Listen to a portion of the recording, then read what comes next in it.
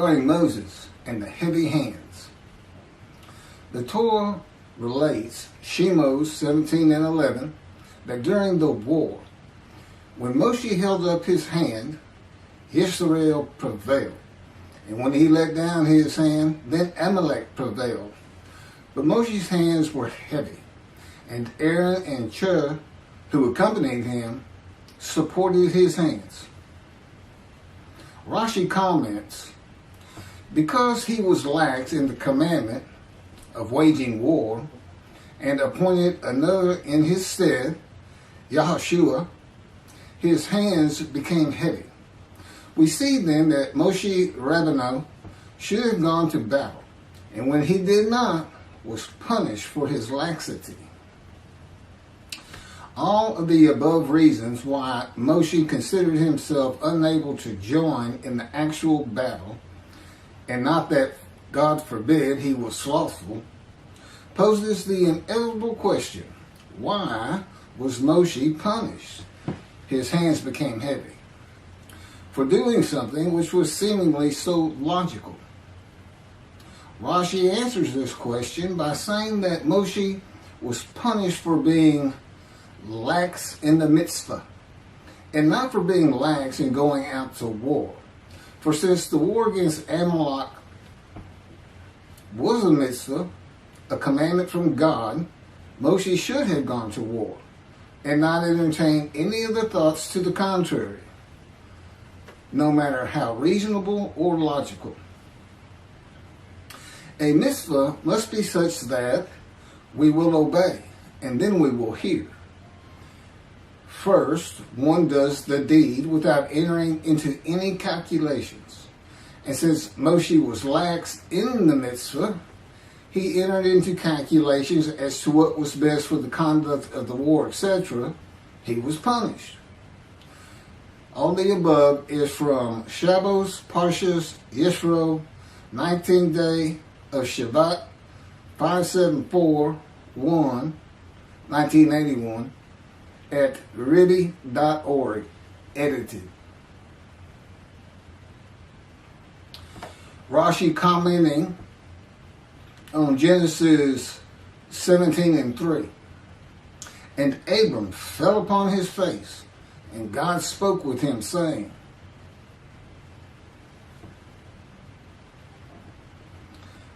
and here's the commentary, and Abram fell upon his face, midrash form, from fear of the Shekinah. For as long as he was uncircumcised, he did not have the strength to stand when the divine presence stood over him. And that is what is said concerning Balaam in Numbers 24 and 4. Who falls and his eyes are open. Also Numbers, Rabbi 12 and 8. I found this in the Beritha of Rabbi Eliezer, Perkei de Rabbi Eliezer, chapter 29.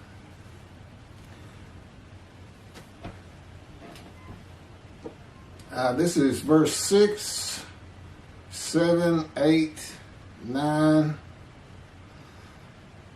of Genesis chapter 1. God said, let there be an expanse in the midst of the water, that it may separate water from water. God made the expanse, and it separated the water which was below the expanse from the water which was above the expanse. And it was so. God called the expanse sky, heaven. And there was evening and there was morning, a second day. God said, let the water below the sky be gathered into one area, that the dry land may appear. And it was so. This is Genesis 49 and 24. Yet his bow stayed taut, and his arms were made firm by the hands of the mighty one of Jacob. There, the shepherd, the rock of Israel. This is from Ezekiel Chapter 4, verses 4 through 8. Then lie on your left side, and let it bear the punishment of the house of Israel. For as many days as you lie on it, you shall bear their punishment. For I impose upon you 390 days, corresponding to the number of the years of their punishment. And so you shall bear the punishment for the house of Israel. When you have completed these, you shall lie another 40 days on your right side, and bear the punishment of the house of Judah. I impose on you 1 day for each year. Then, with bared arm, set your face toward besieged Jerusalem, and prophesy against it. Now, I put cords upon you, so that you cannot turn from side to side until you complete your days of siege. This is from Ezekiel Chapter 2, verses 1 and 2. And he said to me, O mortal, stand up on your feet, that I may speak to you. As he spoke to me, a spirit entered into me and set me upon my feet. And I heard what was being spoken to me. This is from Ezekiel Chapter 3, verses 14 and 15. A spirit seized me and carried me away. I went in bitterness in the fury of my spirit, while the hand of the Lord was strong upon me. And I came to the exile community that dwelt in Tel Abib by the Shebar Canal. And I remained there, and I remained where they dwelt. And for 7 days I sat there stunned among them. This is from Ezekiel chapter 3, verses 22, 23, and 24. Then the hand of the Lord came upon me there, and he said to me, Arise, go out to the valley, and there I will speak to you. I arose and went out to the valley, and there stood the presence of the Lord, like the presence that I had seen at the Shebar Canal. And I flung myself down on my face. And the Spirit entered into me and set me upon my feet. And he spoke to me and said to me, Go, shut yourself up in your house. Okay, here's my commentary on everything I just read to you. I know the heaviness of the hands of Moshe. And I know how Jacob's arms were made firm by the hands of the mighty one of Jacob. I have been in a constant state of punishment by the power of God since I offered myself and my soul for guilt to him, as the man described in Isaiah 53. That would be verse 10. It is punishment, but there is far more to it than just that. It also was telling Moshe that God was there and that he was in charge of the battle. And this punishment changes you over time. God is also making you a better prophet. The heaviness is his presence.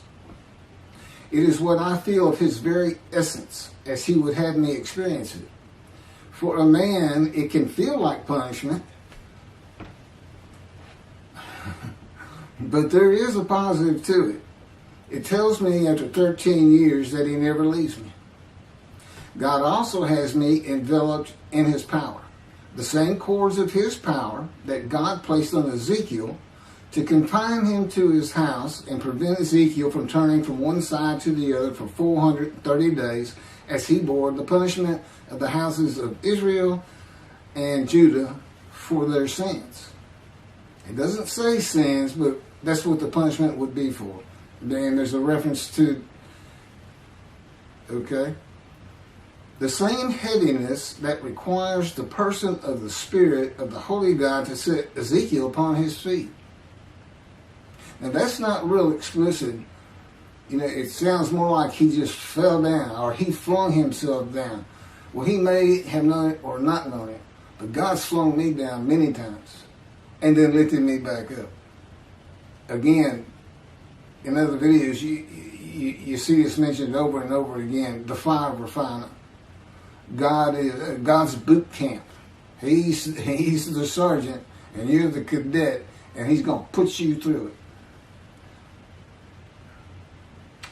The heaviness that required Moses to have the strength to stand when the divine presence stood over him. The verses from Genesis associate waters of the unseen realm of God with the waters of the earth. Unseen waters that are above the sky. Because that's the partition. These unseen waters above the sky, that's an element of God's unseen realm that we can't understand or see or know much about. And it's best associated with the waters of the earth. Unseen waters partitioned above and below heaven. Sky. Those below heaven fill the universe and are a part of God's presence. With his power, these unseen waters can do anything that he wills them to do. And God senses and can see the movement of every single thing and person in creation by and through them. Think of a submarine in the ocean, and they send out a ping, and it's a sound wave, and it'll go around rocks and other submarines, this and that, and so you get a picture of what's out there. It's something like that. He doesn't have eyes like human beings. Long ago, God took me to a heavenly room in a vision in body, not in spirit. The purpose was to learn how to bear up to the weight of his presence and these waters that cover the earth when I was walking with him in the cords of his power that enveloped me. It was making me very nauseous. I could feel my body so acutely and real in that room that creation passing before the window actually made me feel car sick as the weight of his presence and the power around me to offset it was manipulated at his will. It's a little bit complicated, but I've actually spoken about this in other videos. Think of a cardboard box that has been left in a rain or placed in a body of water. It is so light before and so heavy afterwards. The water soaks through the box through and through and retains the water even when lifted. My body is that box. Even my insides can be heavy. Though God decides in his power how much weight I feel at any given moment with the cords of his power. When the vision was over and I was back in the world, the weight of God's presence was much easier to live with. The weight of God's presence is primarily from the waters divided below heaven that cover the earth, but also form from his power that flows from his presence. Okay, that finishes my commentary on the punishment of the heavy hands. I have one more to do on the prophet like Moses. I'm going to take a little break and put on the Havitkah and the raising of the Israel flag in the Temple Mount.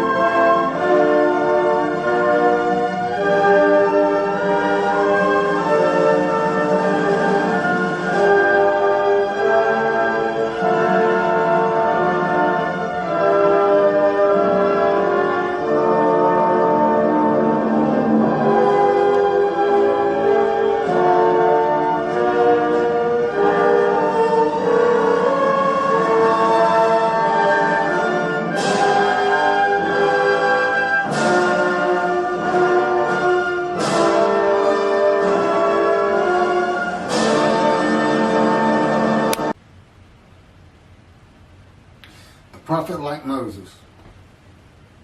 Verses 15, 16, 17, and 18 of chapter 18 of Deuteronomy. This is Moses talking to the Israelites. The Lord your God will raise up for you a prophet from among your own people, like myself. Him you shall heed. This is just what you asked of the Lord your God at Horeb on the day of the assembly, saying, let me not hear the voice of the Lord my God any longer, or see this wondrous fire any more, lest I die. Whereupon the Lord said to me, this is the Lord to Moses, they have done well in speaking thus. I will raise up a prophet for them from among their own people, like yourself. I will put my words in his mouth, and he will speak to them all that I command him. This is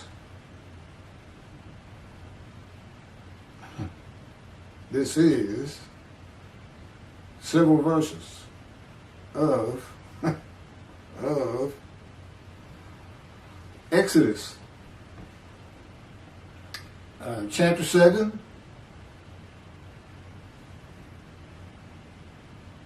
verses 1 through 31.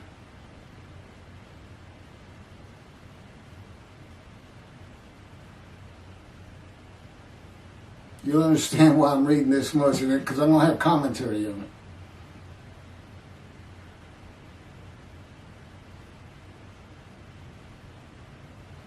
It's actually, it starts with verse 12, not 1. Now, go.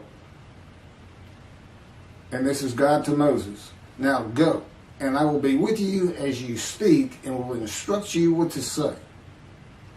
But he said, please, O Lord, make someone else your agent.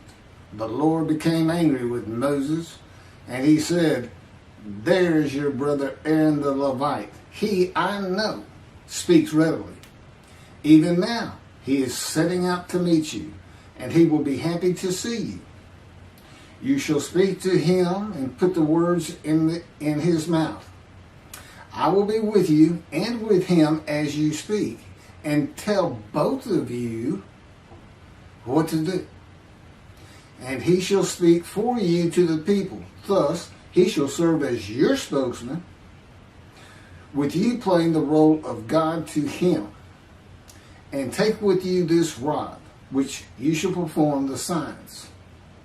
Moses went back to his father-in-law, Jethro, and said to him, let me go back to my kinsmen in Egypt and see how they are faring. And Jethro said to Moses, go in peace. The Lord said to Moses in Midian, go back to Egypt, for all the men who sought to kill you are dead. So Moses took his wife and sons, mounted them on an ass, and went back to the land of Egypt. And Moses took the rod of God with him. And the Lord said to Moses, when you return to Egypt, see that you perform before Pharaoh all the marvels that I have put within your power. I, however, will stiffen his heart, so that he will not let the people go. Then you shall say to Pharaoh, thus says the Lord, Israel is my firstborn son. I have said to you, let my son go, that he may worship me, yet you refuse to let him go. Now I will slay your firstborn son. At a night encampment on the way, the Lord encountered him and sought to kill him. Him is Moses. So Zipporah took a flint and cut off her son's foreskin and touched his legs with it, saying, you are truly a bridegroom of blood to me. And when he let him alone, she added, a bridegroom of blood because of the circumcision. The Lord said to Aaron, go to meet Moses in the wilderness. He went and met him at the mountain of God, and he kissed him. Moses told Aaron about all the things that the Lord had committed to him and all the signs about which he had instructed him. Then Moses and Aaron went and assembled all the elders of the Israelites. Aaron repeated all the words that the Lord had spoken to Moses, and he performed the signs in the sight of the people. And the people were convinced. When they heard that the Lord had taken note of the Israelites and that he had seen their plight, they bowed low in homage.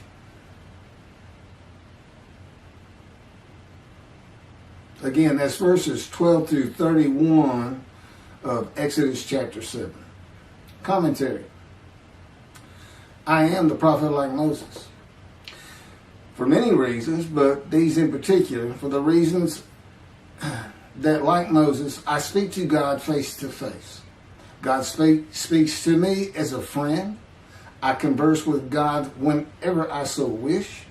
God talks directly to me when he so desires. And I write God's words at his directions. And I can add, and I put on videos at his command and speak the words he commands me to speak. He had me type everything I'm reading. He said, go to Exodus, type this down, or paste, copy it and paste it on your notebook pad. And like Moses, I bring a redemption, the redemption of the new covenant of God declared in Jeremiah chapter 31 to be delivered in a time to come. This time, the time of the fulfillment of all biblical prophecy. The time God speaks to his prophets again.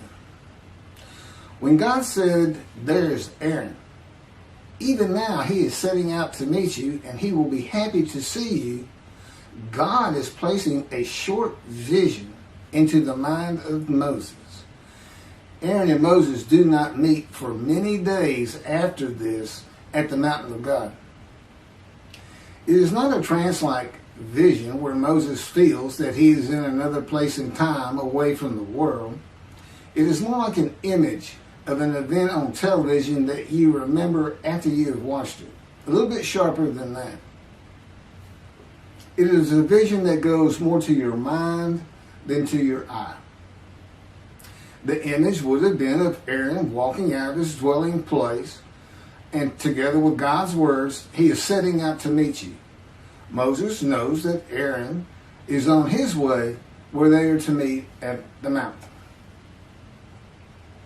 So, it's okay. This is the way God communicates with Moses and the way he communicates with me. I listen to his words, and he often sends to me picture visions, as does the Holy Spirit of God. They're always together.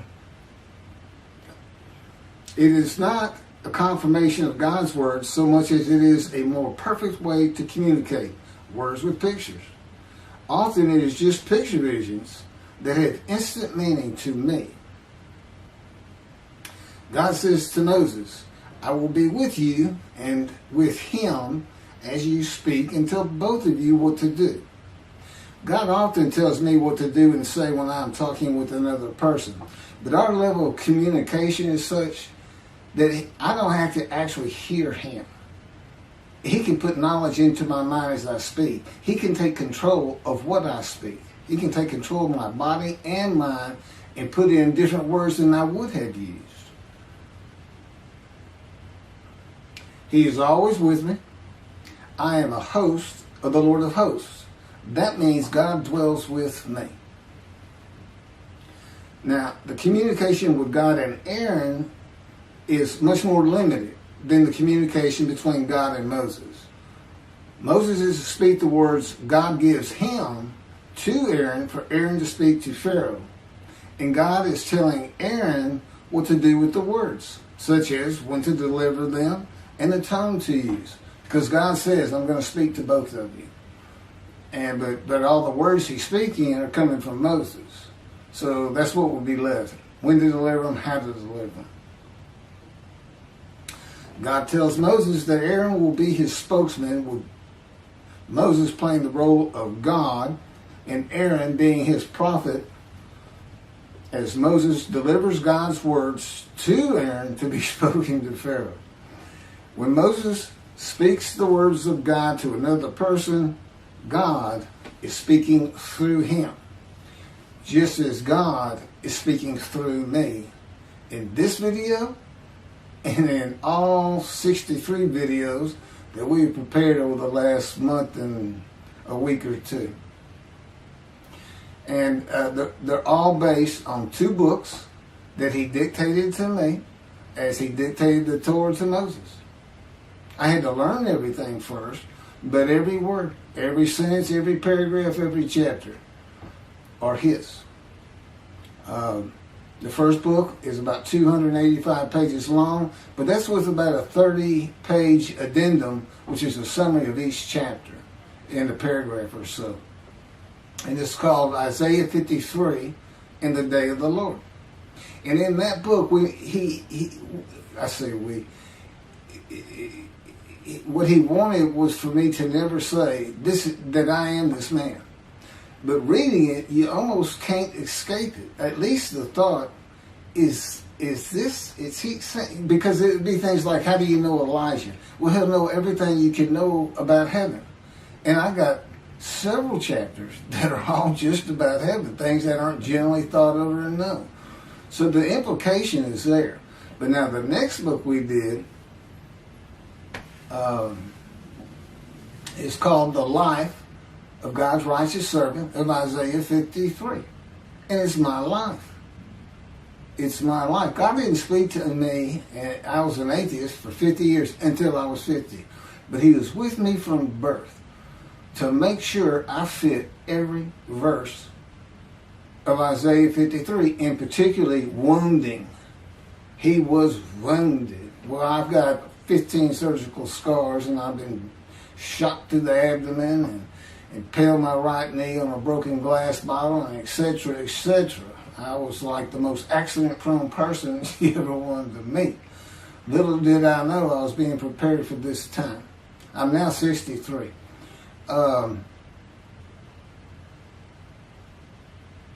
so the life of God's righteous servant, it's my life.